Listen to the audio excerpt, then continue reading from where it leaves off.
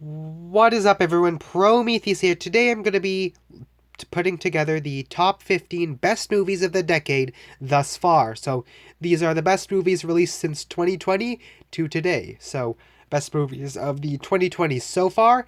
And starting off this list is number 15, 1917 from 2020.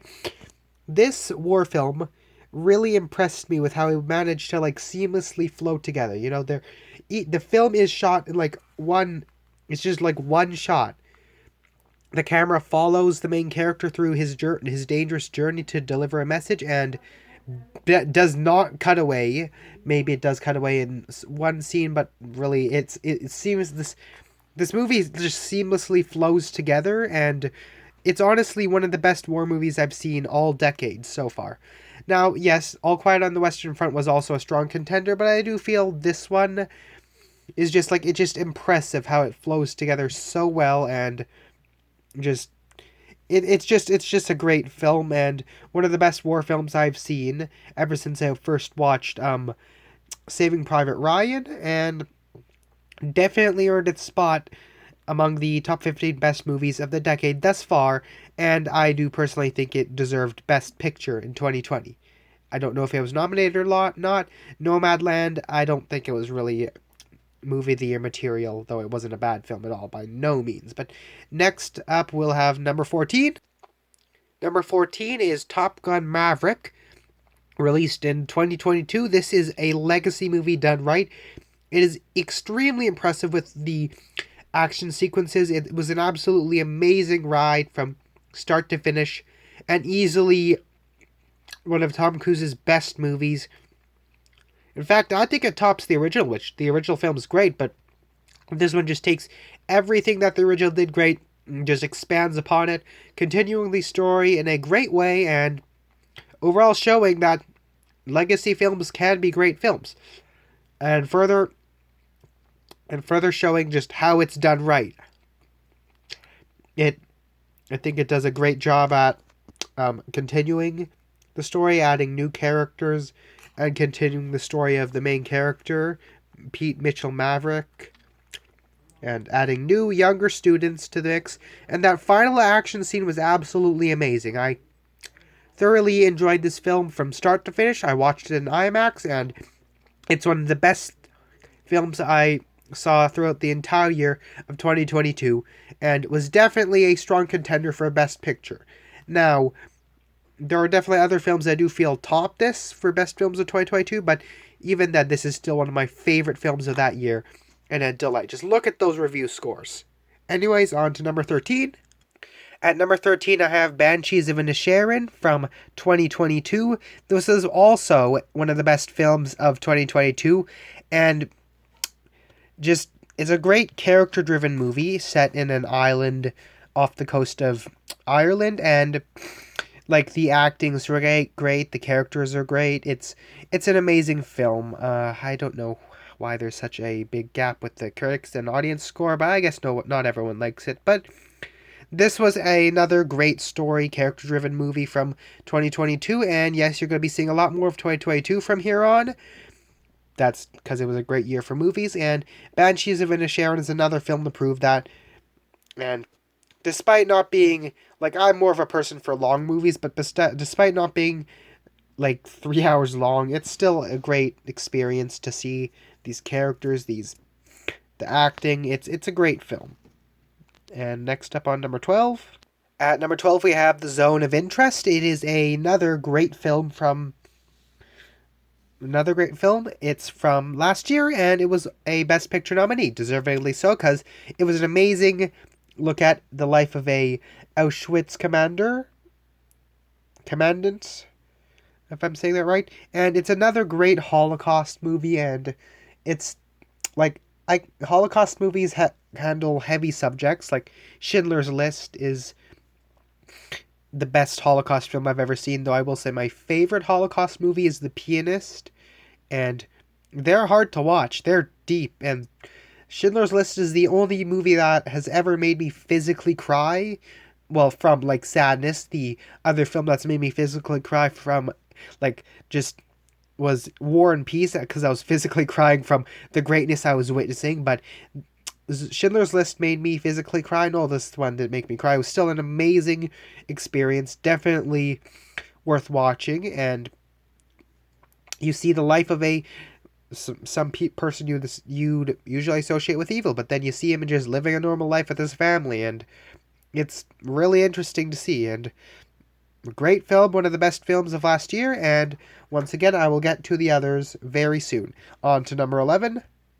At number 11, we have Barbie, which is another film from last year, and I thought it was going to be just another bad advertisement movie, honestly.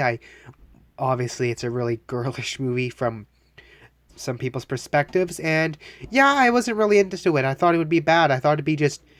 my expectations were subverted, and it ended up being a really great film with a very realist... It takes these characters living their perfect lives, thrusts them into the real world, and has a great message, great acting. Scarlett Johansson and Ryan Gosling are great in this film, and overall, I don't have really too much to say about it, but it was a great film. Definitely worth watching, and definitely one of the best films of 2023.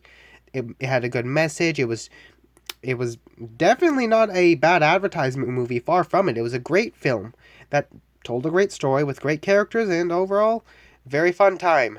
I'm not really into these kind of movies, but this one was fine. It was great, and definitely one of the best films of this decade thus far, and definitely one of the best films of last year. On to number 10. At number 10, we have The Batman, which is easily one of the best superhero movies I've seen this decade. Like, this decade has been a really interesting year for superhero movies. There have been really bad ones, really good ones, this one being one of the really good ones. And, there's this one, Guardians of the Galaxy Volume 3, Spider-Man Across the Spiderverse, and there's also been a lot of misses, though. A lot of Marvel misses, and a few DC misses here as well, but it's looking pretty good. The Batman Part 2 is coming out soon, that one. This Matt Reeves' Batman cinematic universe is looking to be really, really good.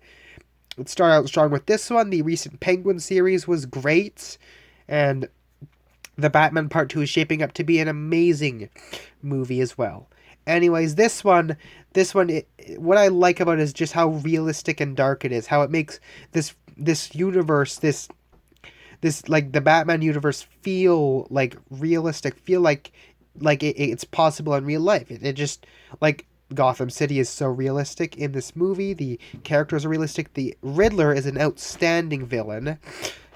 I honestly started to think he was worse than the Joker at some points, but yeah, they just made Batman. He was an actual investigator and a bit of a cop, and the Riddler was a insane Twitch streamer and terrorist, something like that. Murder. It's just dripping with dread, and the only real problem I have with this film is that it's a bit held back by his PG-13 rating and can't go as dark as it could have, but you know what? That's a very small problem. This is an otherwise astounding, amazing film, and easily one of the best Batman movies ever made. In fact, I think it's only second to The Dark Knight, though of course The Dark Knight's the best Batman movie. What else could it be? But this one still comes close. And despite being nearly 3 hours long, it's still a great watch, and I can see myself coming back to see this again. It's just dark, it's realistic, it's everything a Batman movie would be like if it was in the real world. I love this film. This is an amazing experience. You should have seen it in theaters in 2022. It was just amazing. And it was dark, and at times actually pretty scary. It had some horror elements to it, the Riddler added a lot of weird traps to it that honestly made me squirm a bit. It was just such an amazing film, and definitely one of the best movies of the 2020s thus far. On to number 9. At number 9, we have the first animated movie on the list, Guillermo del Toro's Pinocchio, which is...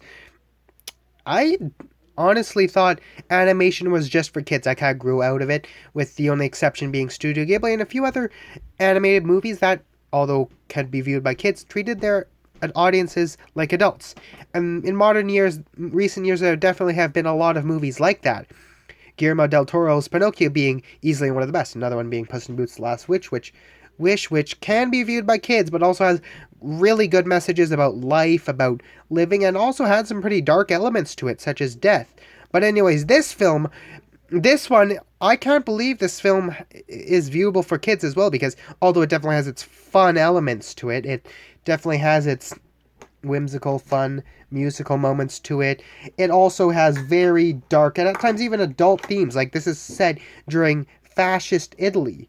They do the Hitler salute in this film. This film has actual death, actual violence, actual just it has so many dark elements. I'm surprised this film didn't get a PG-13 rating. Now, yes, that childish and kid-friendly parts of the film definitely make this PG thing kind of balances out the dark parts, but even then, the dark parts are just really dark. And I like this film because it's viewable for both kids and adults, and me, I'm a lot older, I'm not a kid anymore.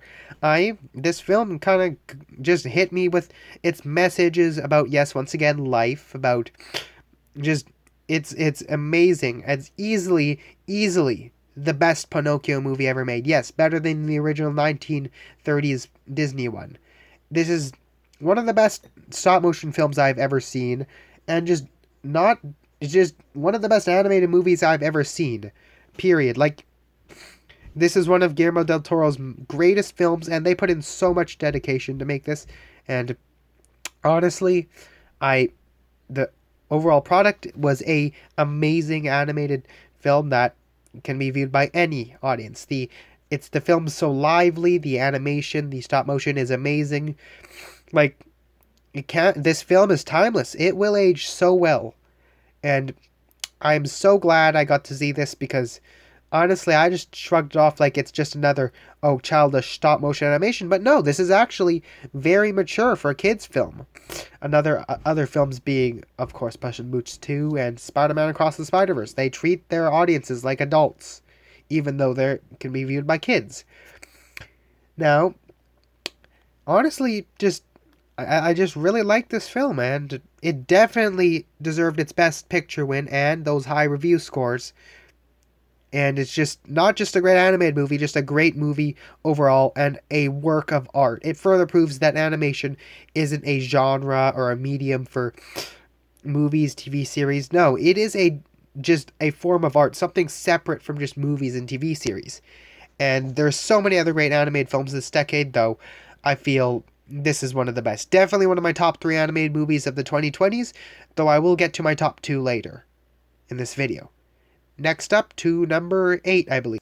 At number 8 is the Fable Men, Steven Spielberg's recent film from 2022, which, again, is another just masterpiece, one of his greatest films of all time. He's made so many great films in recent years, such as West Side Story, and this one being easily his best film in recent years, and easily one of his greatest films by a certain extent. I love how it kind of explores this kid, although this kid, Sammy Fableman, is kind of a representation of Steven Spielberg and how he grows to love film. You know, I can see a lot of myself in this kid because I myself also love film. I used to think, when I grow up, I want to work at a video game company. I want to work at Bethesda, but I found a newfound love for film when I first watched Lawrence of Arabia a few weeks ago. Yes, this has only been going on for a few weeks, but honestly, I can't believe this film hit me so hard, and how just it explores the passion for film, but at the same time, it also has some really realistic elements to it. It's just such a realistic but film that depicts someone's growing love for film. It is a celebration of the career of Steven Spielberg, a celebration of film in general. One of the best movies of 2022, and one of Steven Spielberg's great masterworks. Just a magnum opus of emotion, of passion, of dreams. It's just so well done, so amazing. One of the best films of 2022, easily. 2022 is such a stacked year, and this year is also, there's not really been that many big films this year. There's been a lot of big films for sure, but not really big quality films. There have been, but not as many as there have been in movies in years like 2022 or 2023. And this is another one of those just amazing masterpieces of a film. It's just So well done. So just it tells a story about a kid who loves film. This film's definitely for me, and I think it's a film that anyone could watch and anyone could love. It's just amazing. Totally justifies its 2.5 hour runtime. I wish it was longer to see these just true passion, celebration of cinema. A movie about someone who wants to make movies. It sounds weird, but it works so well. And I honestly couldn't have asked for any other good film, any other film to just celebrate cinema, to show its potential. And the best story it could tell to celebrate cinema is a film about someone who loves cinema. That being Sammy Fableman or young Steven Spielberg. On to number 7. At number 7, we have Killers of the Flower Moon, another great movie from last year, and definitely one of the best films of last year. It was just amazing. It's the longest movie on this list, but you know me, I love long movies. I sat through a 7-hour film and I wanted more. This is yet another film that I think its 3.5 hour runtime is totally justified, and is just amazing. Another one of Leonardo DiCaprio's best movies. It's honestly just dark. It's brutal. It's just bleak. It's so many great characters. It's a murder movie. It's a crime movie. It's just it's exploration of the time. The just the realism. It's just a riveting story. It's just another great film from last year. I honestly would have been totally fine with this film winning Best Picture, because it's another film that deserved to, I mean, obviously it wasn't my personal number one, but if it won, I would have been fine with it. And just absolutely amazing film. I couldn't have asked for another film, and it's 3.5 hours long. Why don't they make films like this anymore? Yeah, there's a lot of films over 3 hours these days, but not as much as they were back then. This is another great film, and there's other 3 hour movies that are great. Like, long movies, like, yeah, I understand why not everyone wants to sit through a movie over 3 hours long, but if you're a big cinema fan like me, then you'd sit through it and you'd enjoy it. This is another great film, and another surprise appearance from Robert De Niro as well. I didn't catch that the first time, but then I noticed, oh yeah, that's Robert De Niro. So, yeah, another great film from last year, and another great long movie that, honestly, you just need to see it, and you need to see the mastery of just storytelling. It's a great film.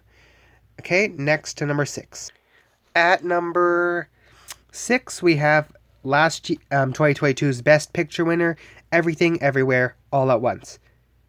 Wow, this is a multiverse movie done right. You should learn a few things from this Marvel. Now, yes, Marvel has made a lot of really good multiverse movies. Spider-Man No Way Home being another great one. Now, one criticism I did have with it is it didn't utilize the multiverse concept as much as it could have. So, I guess that's one thing that Marvel needs to learn from. Utilize multiverse a lot more. And they have utilized it, but they didn't utilize it as well in some movies. Like, I liked Doctor Strange in the Multiverse of Madness, though it wasn't really that much of a... Sorry, I had to cut away for a second there. I need to do something quick. Anyways, what I was saying about Doctor Strange 2 Multiverse of Madness, it didn't really... It did utilize the multiverse a lot, but it didn't really do it that well. Whereas Everything Everywhere All at Once utilizes the multiverse concept so well, adding so many cool concepts on how it works, and honestly, this movie was great. Like, I get a certain feeling when I'm watching a great film. It hits me. I feel it in my gut, spreading throughout my body, that this is a all-time great. It hit me when I was watching The Godfather, and this is one of the first movies since then to hit me with that feeling. This is one of the best films, not only of this decade, but just one of the best films of the century, and one of the best sci-fi, best multiverse, easily the best multiverse movie ever made, and, well, actually, second best, because we'll get to number one best, but this is one of the best multiverse movies ever made. It just amazing how it just takes these concepts, and it's also a surprisingly realistic film. Yeah, sure, the multiverse stuff is not realistic at all, but I'm talking about like the family, the human parts of it. Those parts are just really realistic and well done. One of Michelle Yeoh's best films, and another just great return for the short round. I forgot the name of the actor. I think it was Danielle Kwan, or I could be wrong. But anyways, great return for him. He gives an outstanding performance. Everyone in this movie gives an outstanding performance. It's absolutely crazy, absolutely weird, but it's also touching, and just I couldn't. It's just I couldn't ask for this film deserved the best picture win for 2022. Like it may not be my number one movie of 2022, but I definitely understand why it won Best Picture. There is one other movie, though, I think that deserved it even more, but I'm still fine with this one winning. This is just another great sci-fi film, great family film, human, character-driven films, and overall, it does the multiverse so well and shows the true potential of the concept. And honestly, Marvel needs to learn from this movie. This is how you do multiverse. Now, if there was one Marvel movie to put on this list, it would probably be Guardians of the Galaxy Volume 3, though I don't think it's stacked up against these films as well. But anyways, we'll get to the top 5, number 5. Okay, next up we have Spider-Man Across the Spiderverse at number 5. Wow, this is just not only one of the best animated movies of the 2020s so far. This is one of the greatest animated movies of all time, one of the greatest superhero movies of all time, and a strong contender for the best Spider-Man movie ever made. It's just one of the best comic book movies. Like, it is just amazing. It's amazing, just like Spider-Man. That's kind of a bad pun. But this was the animated movie of 2023. Now, it didn't win Best Picture, though I do think that the Best Picture winner definitely deserved it over Spider-Man Across the Spider-Verse. I mean, this film's so amazing. That just further proves what the actual Best Picture winner, how great it is. And if you watch the Oscars, you know which one it is. And if you've seen a recent video of mine, you definitely know what it is. And it is coming up soon on this list. But that doesn't mean Across the Spider-Verse isn't great. Because it is. It is just... The characters are amazing. Like, the family drama in this film is realistic. It's amazing. And this is yet another animated movie that can be enjoyed by people of any ages, though it has some parts that kids can enjoy, but at the same time it also has a lot of stuff that adults can what was the word, that just a lot of stuff that adults can understand, that adults can just in fact, there's a lot more mature and adult stuff in this film. Like, you're not swearing or extreme violence, but it has a lot of darker, more mature things. And this film is best for teenagers because, one, teenagers can definitely identify themselves with these characters. Like, you can see the struggles of this teenage character. Miles Morales might just be the best Spider-Man. Yes, better than Tom Holland's Spider-Man, who I think is amazing. Tobey Maguire's is also absolutely amazing, and same with Andrew Garfield's. But this one, he's such an amazing character, and how he has the struggles of a normal teenager, but at the same time he needs to balance that with being Spider-Man. He has a lot of responsibility, and it's really hard to choose sides in this film once you get to see what the real driving factor is, which is how the multiverse will fall if Miles Morales saves his father from the spot. And you don't know if you want to align yourselves with Miguel O'Hara, who wants to stop him. Miguel O'Hara has a good goal. He wants to save the multiverse, though I will say he does go a bit far with how he treats how he treats Miles Morales. And I wouldn't say he's definitely I personally think that Miguel O'Hara is the real hero of this film, because, yeah, sure, he's definitely a big jerk. He's really, really, really violent and intense about things, but he has an understandable motive, and Miles Morales, honestly, he's being a bit reckless in what he's trying to do. Like, it's either his father or the entire multiverse, and he can't stop that. Now, I know some other people might align themselves with Miles Morales, but honestly, what he's doing is kind of reckless. And I like how how the main character ends up being the real threat of the film. And the so-called villain of the film ends up seeming more like the hero because he has an understandable motive. Like, these characters are flawed, they're realistic. Like, sure, the multiverse stuff and the superpowers, it's not realistic, but the characters, like, their human sides, really realistic. The animation is amazing, flawlessly blending together 2D and 3D animation, that comic book style. This is like a comic book movie put to screen, and it pops off the screen. It's an amazing experience, and I am more than confident that Beyond the Spider-Verse will be the greatest animated superhero movie, greatest animated movie, greatest Spider-Man movie, greatest superhero movie, and one of the greatest movies ever made. It could be the greatest of all time in many different categories, and I'm kind of sad that it's been delayed to 2027 at the earliest. But it's understandable since it's going to be a big film, and honestly, this trilogy could be not only the greatest animated movie of all time, but like one of the best movie trilogies of all time, period. Like, the Lord of the Rings trilogy of animated movies. Like, sure, it's not fantasy, but it's like, just, now there's other trilogies that I feel in animated movies that can be the Lord of the Rings trilogy of anime. Of animation, the other being Demon Slayer, Infinity Castle trilogy coming up, and there's also the How to Train Your Dragon trilogy that could also be, because that one's fantasy, and that one's the one that you could directly compare to being like the animated equivalent of the Lord of the Rings trilogy. But even then, the Spider-Man Miles Morales trilogy, like the Spiderverse trilogy, could be the best animated movie trilogy of all time, best superhero movie trilogy of all time. It's just, these films are amazing. I'm still kind of debating on whether I like this film as much as the original, because these both are really high 90s films. I don't really have too many things to complain about. Really, the only problems I have are a few nitpicks. Even then, these nitpicks are really, really small. Just absolutely amazing. Would recommend.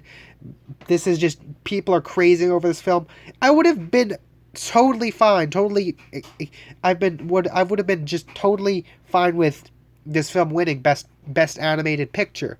Like, sure, I don't think it's as strong as the actual winner, but even then, it's still a really amazing film.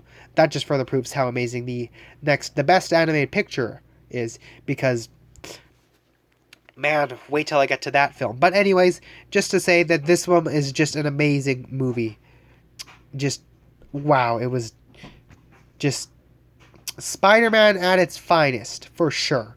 Anyways, on to number 4. Okay, the top 4 consists of the 4 movies I would give a 10 out of 10, and starting that off is, of course, the movie of 2023, Oppenheimer, which, again, you know how great this one is. It deserved Best Picture last year, for sure. Easily the best live action movie of last year, though I do feel there's another movie that isn't live action. You probably can guess what kind of art style it is in, and that I do think deserved to be, like, I know the Best Picture is always going to be live action, but for the other film that I think deserved to be Best Picture, I think that could have been an exception for the nomination. But anyways, Oppenheimer was, you know what it is. It's another one of Christopher Nolan's masterpieces, and honestly a strong contender for his best movie, because this is the only Nolan film I've given a 10 to. Like, The Dark Knight's amazing. I gave it like a 9.8 or 9.9. The only problem I had with the film being the Batman voice that what was his name? What was it? Forgot. Oh, I forgot the name of the actor who acted Batman, but his voice. It wasn't really a good Batman voice, but honestly, I could forgive that. That's the only nitpick I have with the movie, because everything else is just flawless. But this film, every aspect is amazing. I myself, some people might have complained for its long runtime, but honestly, I have sat through longer films, and this film was nothing. Nothing. For its runtime was nothing, and honestly, I just wanted more.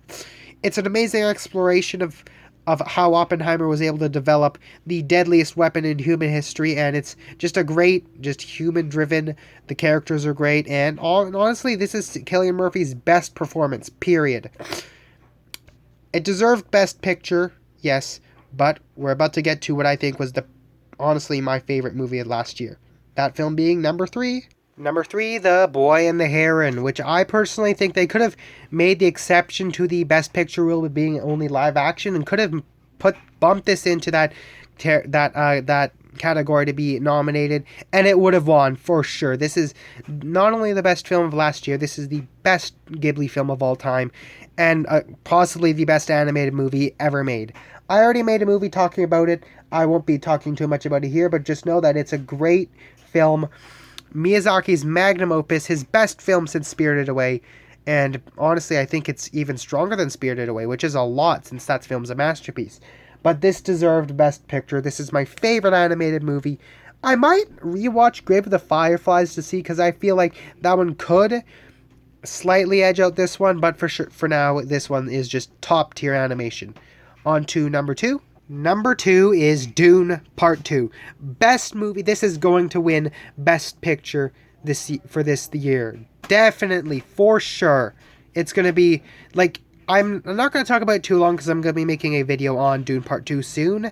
But just know this. This is going to win Best Picture for sure. Unless Gladiator 2 is an absolute masterpiece, there is no other film that's going to top this year. Like, honestly, this is the sci-fi movie of the year. The movie of the year. This is a phenomenal, just Denis Villeneuve's masterpiece. I'm so excited to see how he somehow tops this with Dune Messiah, which could be not only the best movie of 2026, but possibly the best sci-fi film of all time. This is already one of my top 2. I'm still kind of debating on whether I think 2001: A Space Odyssey is better, but for now, this is just top tier sci-fi. The characters are great, the performances are great, the action is great. Phenomenal. My favorite movie this year, for sure. But anyways, on to number 1. At number 1, we have Triple R. What else could you want from a movie? This is a comedy, a action film, a musical, a romance movie,